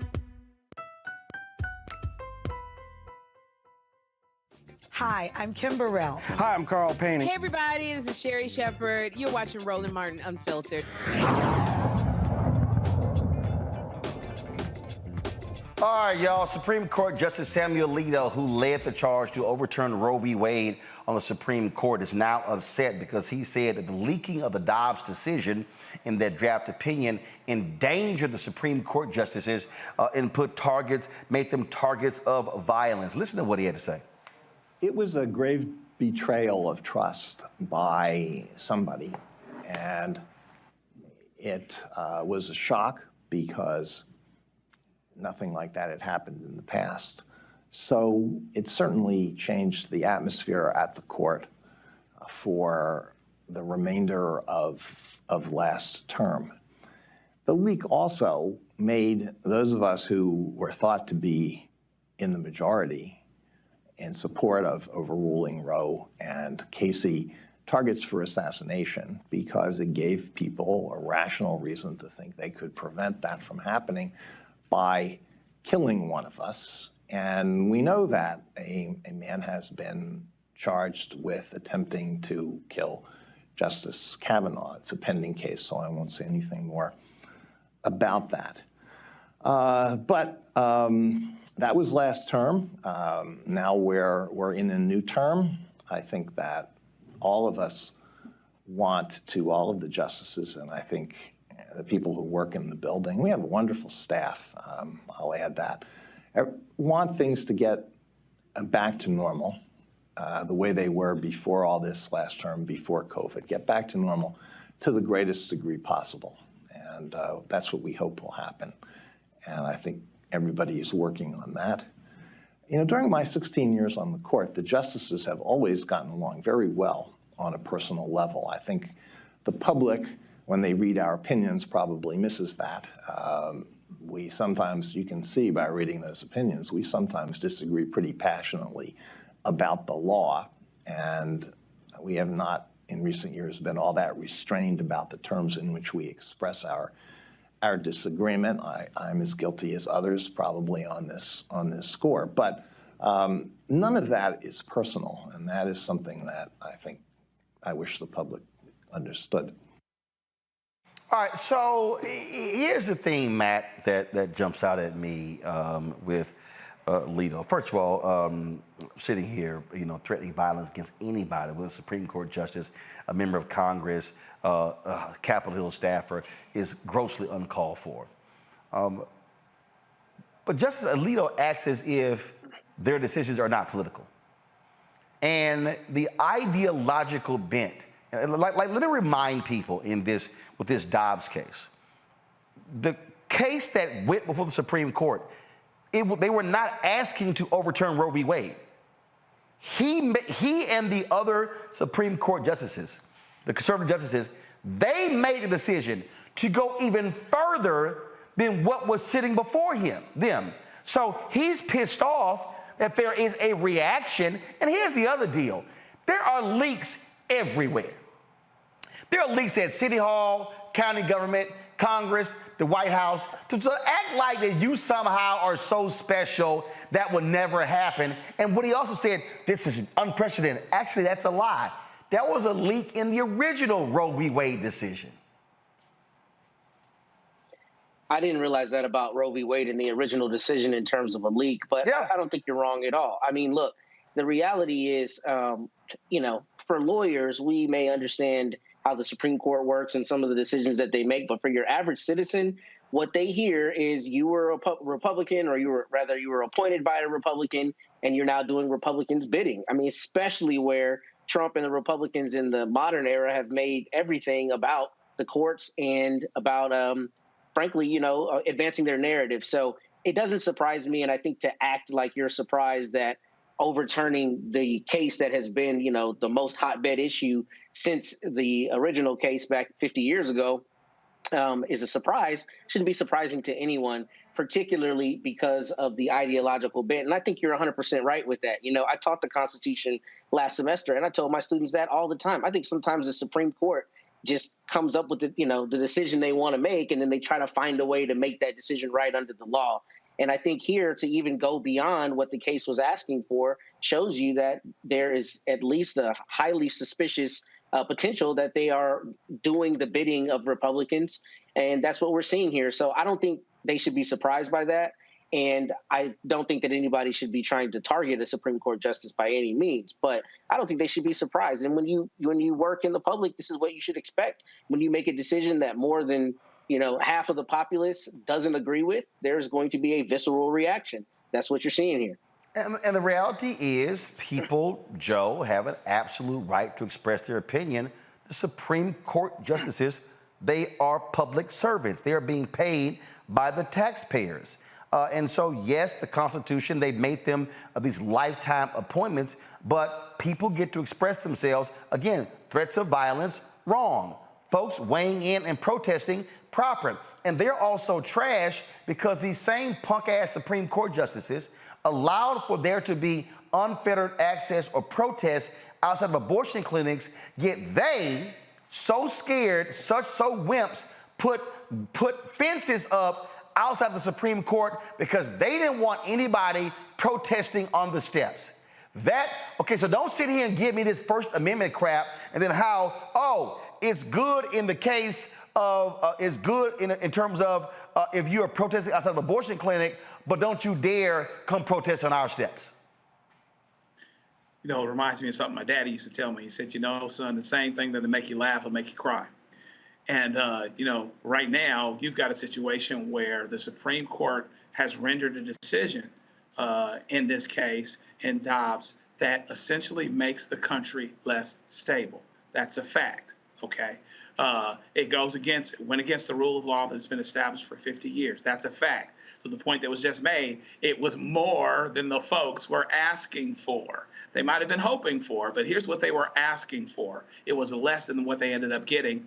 And it also contributes to and supports the narrative that Donald Trump and many others spoke out loud. See, we forgot, we go back and, we forget how things started and how things were.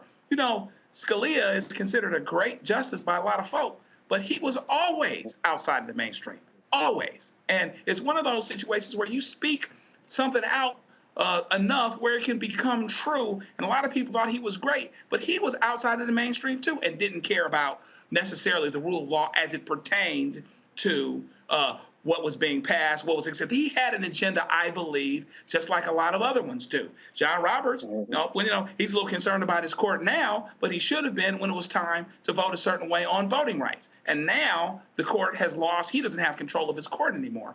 And so now you have a case that you've passed, and you're wondering why there's the reaction that there is. Of course, people shouldn't have to risk their lives to be in public service and shouldn't be threatened. And I would never support that under any circumstances.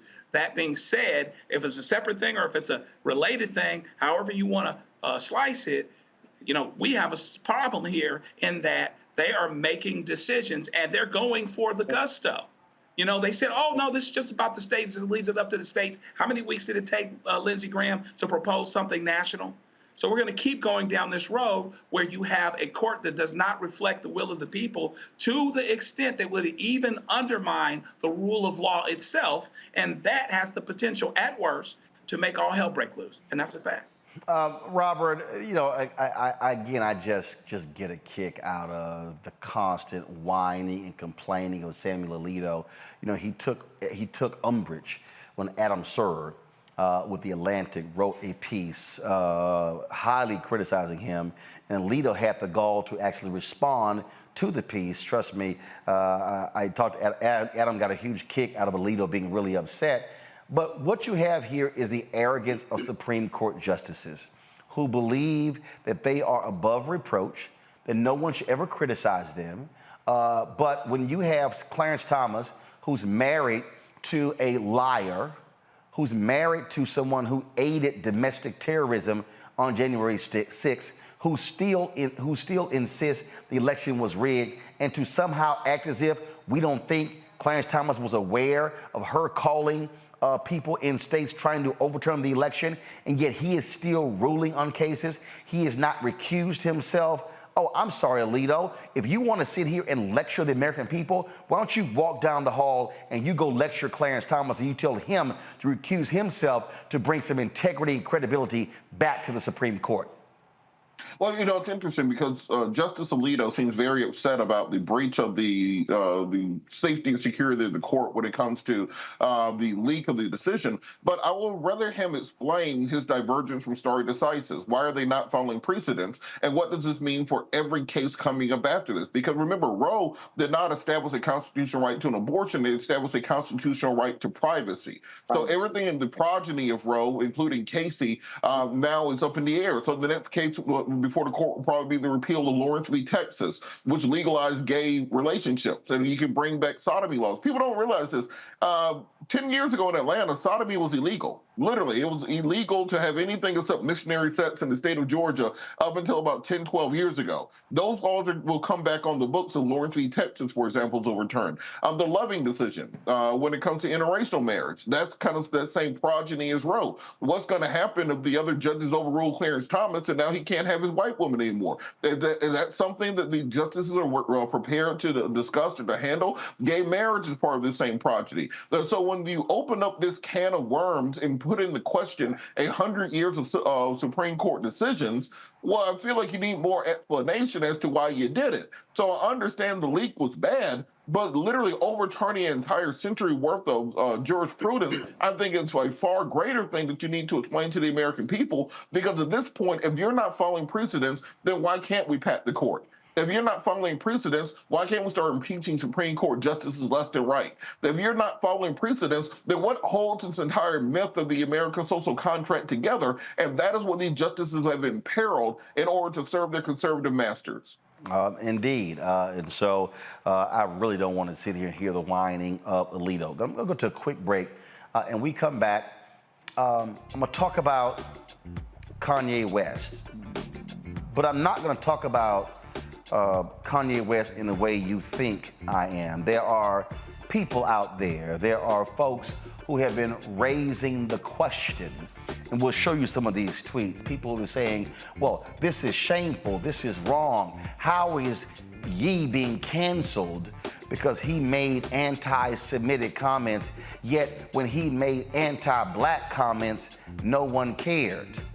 I dare say, no, he wasn't canceled for making anti-black comments because it was black people who were defending him. I will explain next on Roland Martin Unfiltered on the Black Star Network. When you talk about blackness and what happens in black culture, we're about covering these things that matter to us, speaking to our issues and concerns. This is a genuine people-powered movement. There's a lot of stuff that we're not getting. You get it, and you spread the word. We wish to plead our own cause. Too long have others spoken for us. We cannot tell our own story if we can't pay for it. This is about covering us. Invest in black-owned media. Your dollars matter. We don't have to keep asking them to cover our stuff. So please support us in what we do, folks. We want to hit 2,000 people, $50 this month, raise $100,000. We're behind 100,000, so we want to hit that. Y'all money makes this possible. Checks and money orders go to P.O. Box 57196, Washington, D.C. 20037-0196.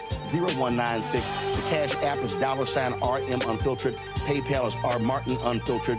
Venmo is RM Unfiltered. Zelle is Roland at RolandSMartin.com.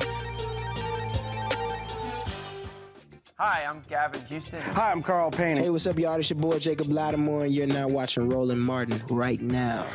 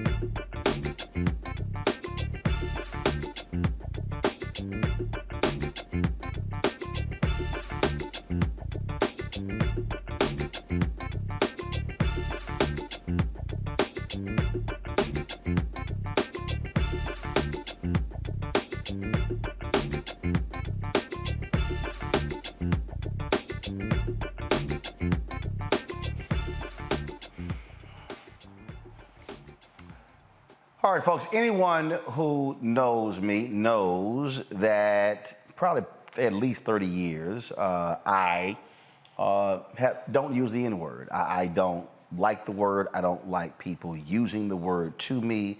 I don't like people using it on my timeline. If you do, I will block you in a heartbeat. That's why when that idiot Candace Owens tried to actually accuse me, she's like, the reason I blocked you because you called me an Uncle Tom and the South and the N-word. I'm like, you're a liar, because I don't even use those terms. I don't allow them to be used even on my show. And so that's why Candace Owens is an absolute liar. And so I've watched with curiosity the response to people in the wake of Adidas and the Gap and CAA and other companies dropping Kanye West as a partner. And I've watched as African Americans have risen, some African Americans have risen to Kanye's defense by saying, he gets canceled, he gets dropped when he makes anti-Semitic comments, yet why is it that when the same Kanye West made anti-black comments, when he made comments about Harriet Tubman, he made comments about slavery, why is it that people did not rush to drop him then? And I dare say the reason folk did not rush to drop Kanye West then, because black folks, or a significant number of black people, made a number of excuses for Kanye West. That's right. I don't really want to hear, I don't accept when I hear some black folks make this ignorant ass position that, we have reclaimed the N-word, and we've dropped the ER, and we've added the A, and now it's an affirmative word. I took offense when Kendrick Lamar in the Vanity Fair cover story when he said, can we just have this word? I was like, hell no, send it back. And I'm watching folk right now defend Kanye. Well, Kanye didn't lie. Jews do run the music industry. Jews do run media. But when you say I'm going to go DEFCON 3 on Jews, and then he says I can make anti-Semitic comments, and Adidas, they can't drop me. Well, they did today. In fact, y'all, I saw this tweet where he showed up at at Skechers. He showed up at Skechers unannounced and was filming. Skechers was founded by two Jewish men, and they politely escorted his ass off the premises and then released a statement making it clear they ain't got nothing to do with him, ain't gonna be in business with him, and don't tolerate any damn thing that he has to say. That's what they said today. Also, the Holocaust Museum offered Kanye West a private tour, talked to him about the Holocaust. He turned them down and said that Planned Parenthood was his Holocaust museum. That's what he said. But the reason I am talking about this, because I told y'all I don't give a damn about the ignorant ass Kanye West. But the reason I am talking about this here is because I believe it is time for us to really begin to have a real substantive conversation in Black America. This is a time where we have to call a family meeting. Because I think one of the fundamental problems that we have is that we as African Americans, there is this knee-jerk reaction to somehow protect one of ours when white folks are attacking one of ours, as opposed to saying, no, his ass got to go. Kanye West has said insidious, damaging and shameful things about black people, and a lot of us were fine with it. I was personally offended when individuals who I know, folk who work in politics and who are in business, who they throw up the fist and they holler Black Lives Matter and all of that. I was grossly offended when I saw on their timelines when they were buying tickets and going to the Mercedes-Benz Stadium in Atlanta when he was previewing his unfinished album. Some 70,000 folks were in there watching that spectacle in there. Then, of course, you had when he was in Soldier Field, y'all, Soldier Field as well, and he was same thing and brought out Marilyn Manson and others, and folks were defending that. And then I remember when Jason Lee, who has since resigned in working with Kanye, when they had that, remember they had that black dinner? Did y'all remember that? When he assembled all these black folks and they were all around this table and they were at this dinner party and they were talking, go to the video. This is the video right here, y'all. They were all assembled and he was talking and all of these black creators, this is 7 months ago, all of these African Americans in entertainment and in Hollywood, and they were all there, and you see folks around the table you recognize, and they shot the video. So it was this big elaborate dinner, and he was talking about working with African Americans and controlling them there. All of the anti-black stuff he was saying then.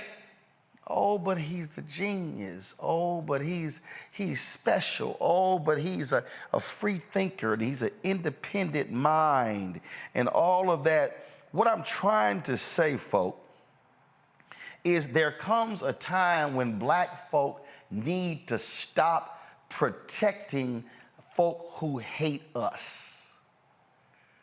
Yes, we know he has mental illness. Yes, we know what's going on here, but that simply is not a cover or an excuse for what this man continues to say and do. And I dare say one of the issues, folks, why was R. Kelly able to keep doing what he was doing? Because there were too many black folks who were interested in Step in the Name of Love. There were too many black folks who said, "Oh yeah, but I know, but I love Robert's music." And the love of R. Kelly's music provided him cover to still being booked on a Tom Joyner family reunion cruise, to be booked at other black events, to be booked for concerts, for other artists to keep collaborating with him. Yet young black girls were being raped, sexually assaulted, peed on. This man was a predator, yet there were black folks who were still, yeah, but I love me some Robert. I love me some Kanye.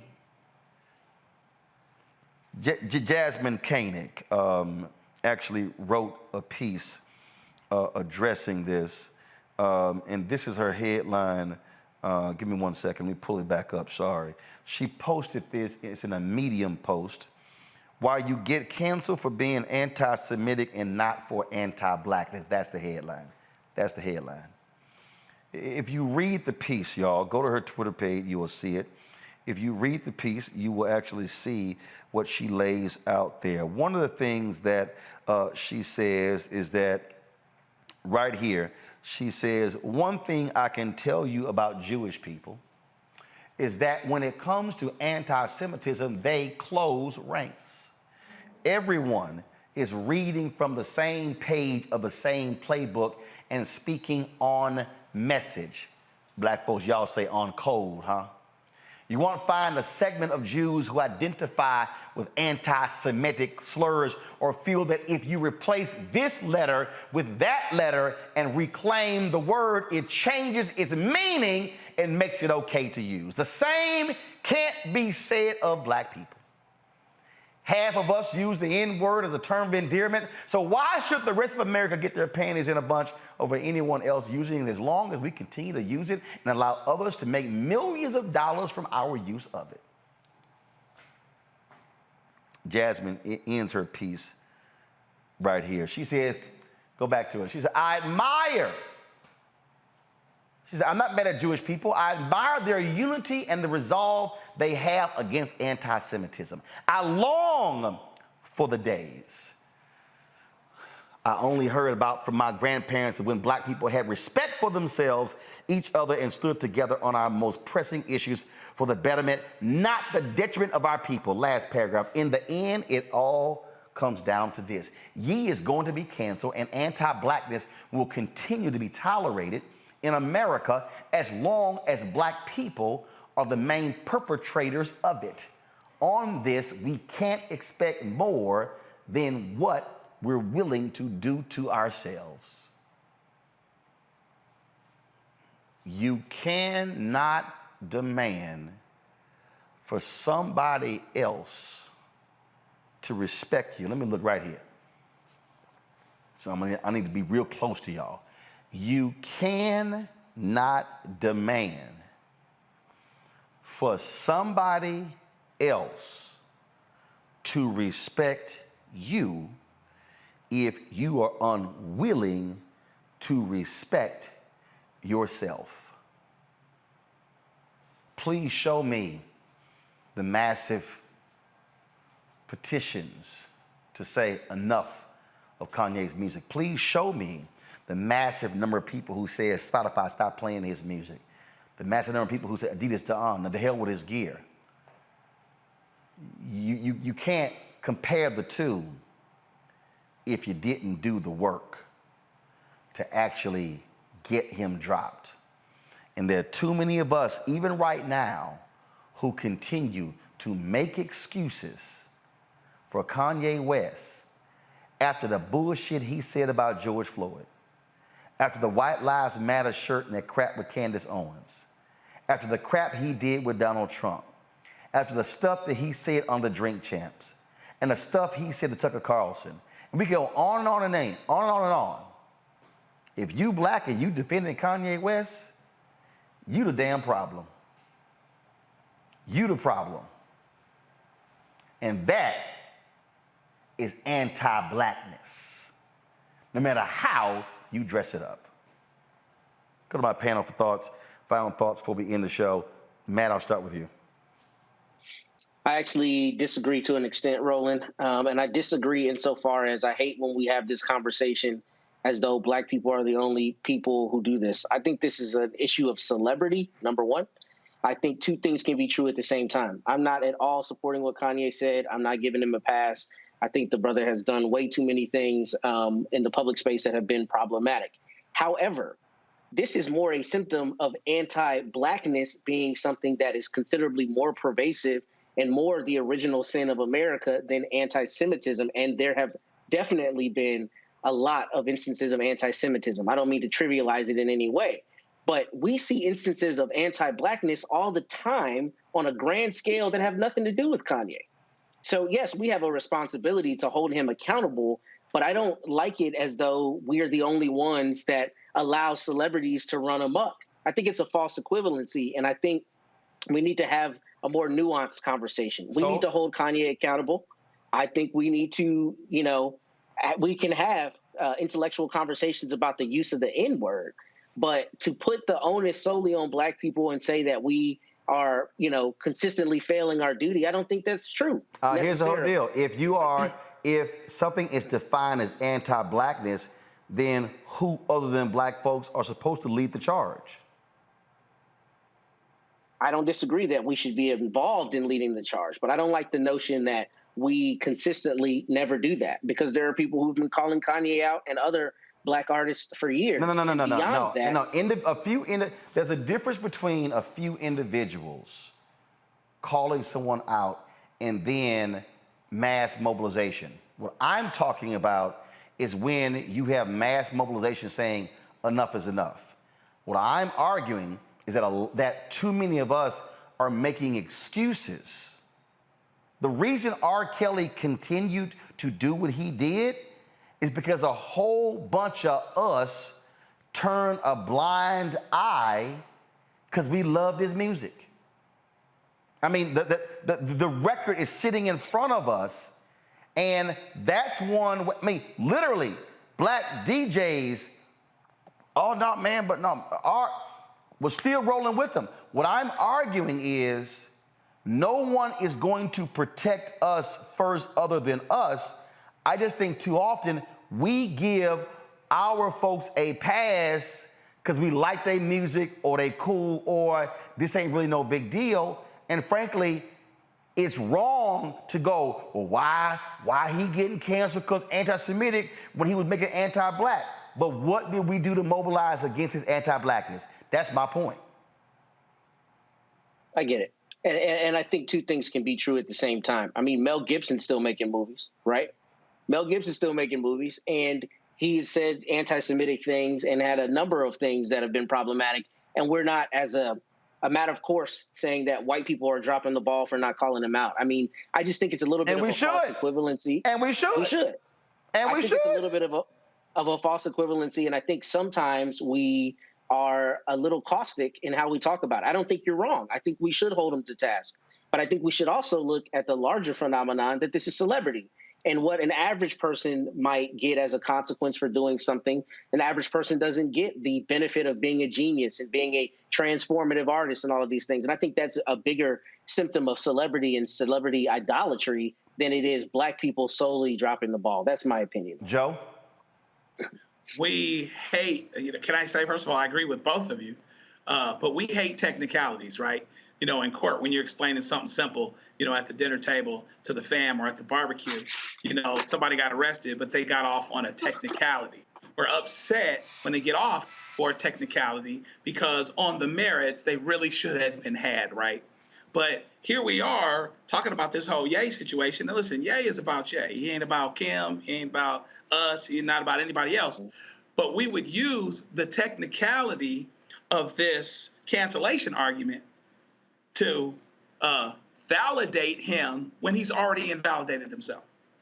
And that's kind of the issue that I see is that, Ye undid himself as it pertains to us a long time ago. And to the point that was made, a lot of people have been speaking out against him. A lot of people have been speaking out against Kanye. But I would also say against R. Kelly. But what I would add is that I'm with your point, Roland, particularly as we talk about when we go back,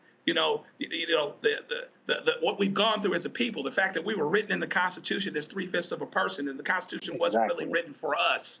And we're trying to make a square peg fit in a round hole anyway.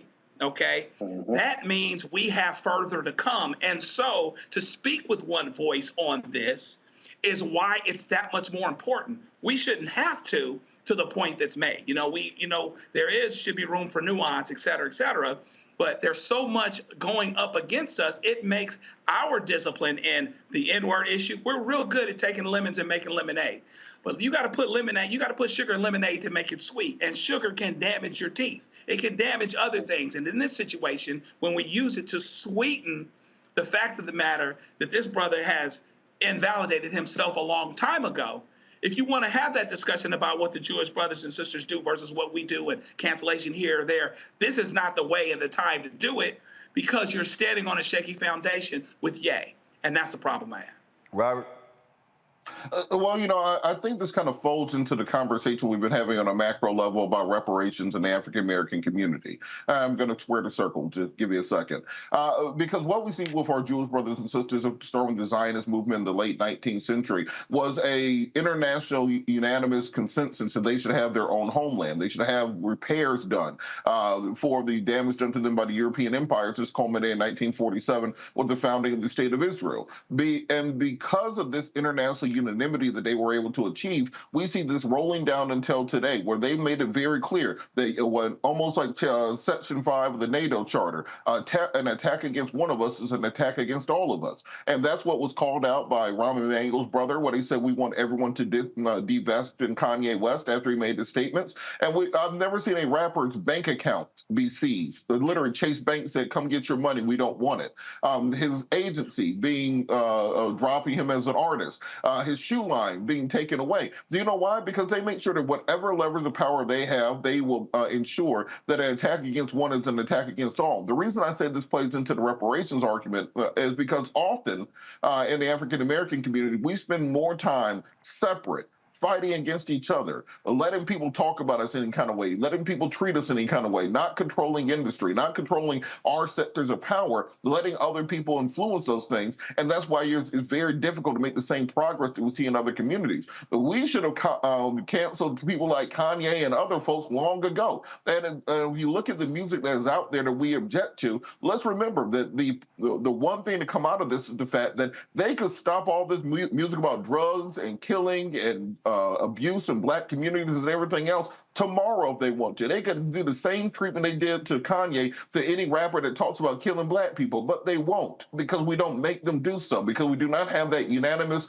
agreement that our community is to be respected, our community is to be treated a certain way. And until we get there, this will simply be another case of us seeing what other people do, but not taking the right lessons out of it. I don't know Kanye. Kanye doesn't give a damn about me, and I'm not particularly interested in what goes on with him. But what I do think we need to do is understand that our community, if we want to make the same progress we see in other communities, we have to start looking at those lessons they have created and adapting them and creating a bridge going forward so that we can get to where we want to be instead of simply talking about what other people are at. I cannot ask someone to respect me if I don't have self-respect.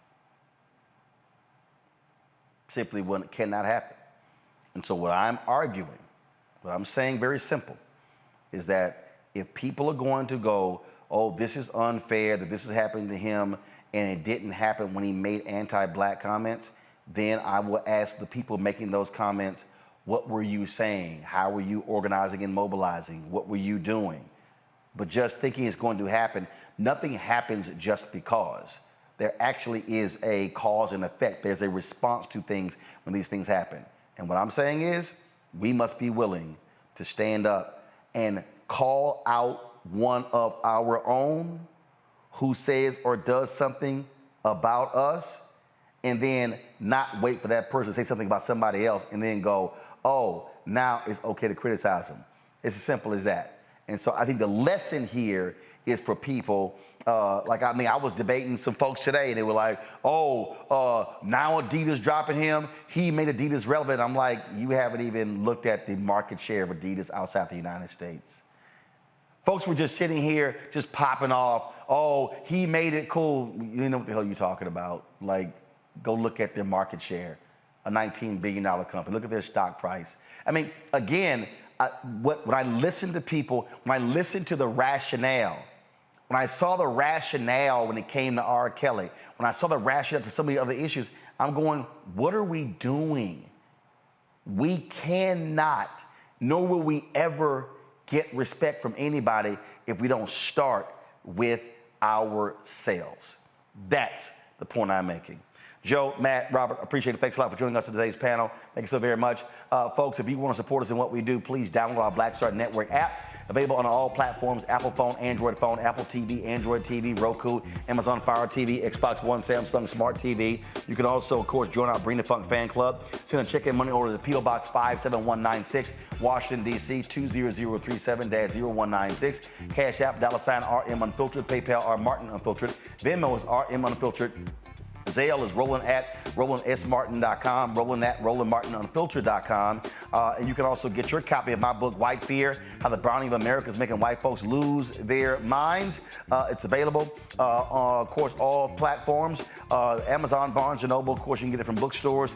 Download it from Audible, of course, order from your favorite black bookstore. Tomorrow, I'm broadcasting from Baltimore, folks, where I'll be doing the Q&A in our second hour of the show with Jamel Hill. This is her new book right here, Uphill, a memoir Baltimore. It just dropped, and so get a copy of her book. So I will be in Baltimore again with that Q&A. We'll have our show in the first hour of the show. The second hour, again, my Q&A with Jamel Hill from Baltimore for her new book, her memoir, Uphill. That's it, folks. I certainly appreciate it. Thanks a lot. I'll see you tomorrow right here on Roland Martin Unfiltered. And yes, I'm rocking the Astros because we in the World Series for the fourth time in the last 6 years. And the Philadelphia Phillies, y'all about to get tagged. Just letting y'all know.